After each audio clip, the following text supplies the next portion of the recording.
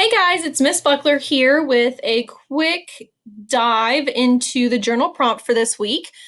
So the question is asking us to look at uh, the Emerald Tablet. So there are two different conversations that Santiago has that revolves around this object that is a big part of alchemy. So we're first introduced to the idea or the story of the Emerald Tablet when Santiago is speaking with the Englishman on the caravan or during the caravan. And what's interesting here is that while both of them understand a few similar concepts like the soul of the world and the unspoken language of the world, the Englishman has been very intentional in going after his study of alchemy. So he has all of these books and he knows all of these terms, and he's being very intentional and very methodical with how he is approaching his study. On the other hand, we have Santiago, who has kind of fallen into this because of his dream, because of this dream that has been interpreted as an omen to go pursue his personal legend. He's kind of picking things up and observing things as he goes. So he's, if you will, learning on the job. Okay.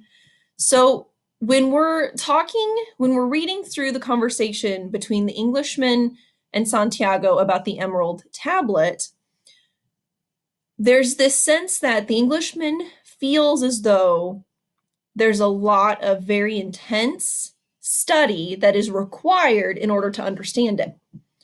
However, when we fast forward a little bit where Santiago is with the alchemist and they are setting off into the desert, leaving Al Fayoum, Santiago is recognizing that the alchemist doesn't study quite like the Englishman does. In fact, the alchemist is more what you would call a natural. He is someone that just kind of has fallen into this and he observes and he, again, learns on the job.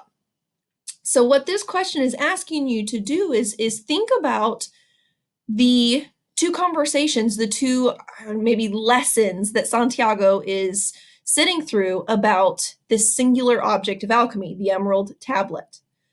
All Santiago knows is that there is a coded message on this Emerald Tablet that alchemists have to study and understand in order to achieve that masterwork, right? The Philosopher's Stone and the Elixir of Life. So what do these two conversations have to do with Santiago's understanding of the concept, but also what do they have to do with breaking down how someone learns about something?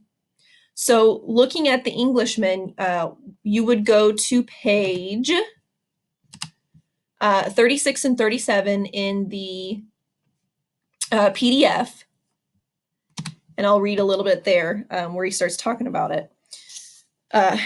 So on page 36, it says, in one of the books, he learned that the most important text in the literature of alchemy contained only a few lines and had been inscribed on the surface of an emerald. It's the Emerald Tablet, said the Englishman, proud that he might teach something to the boy. Why then? Well then, why do you need all these books? The boy asked. So that we can understand those few lines, the Englishman answered, without appearing really to believe what he had said. So there's this understanding that there requires more study to understand this simple thing. But if you go to page 56 and 57 in the book, you will see that the alchemist doesn't think that that's necessary. He goes on to say that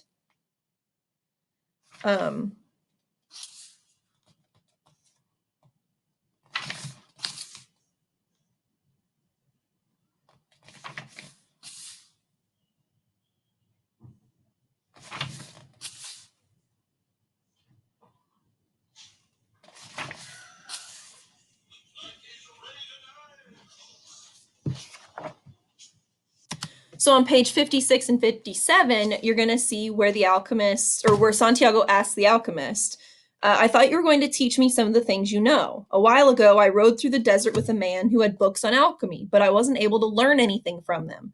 There's only one way to learn, the alchemist answered. It's through action. So think about how those work together or apart.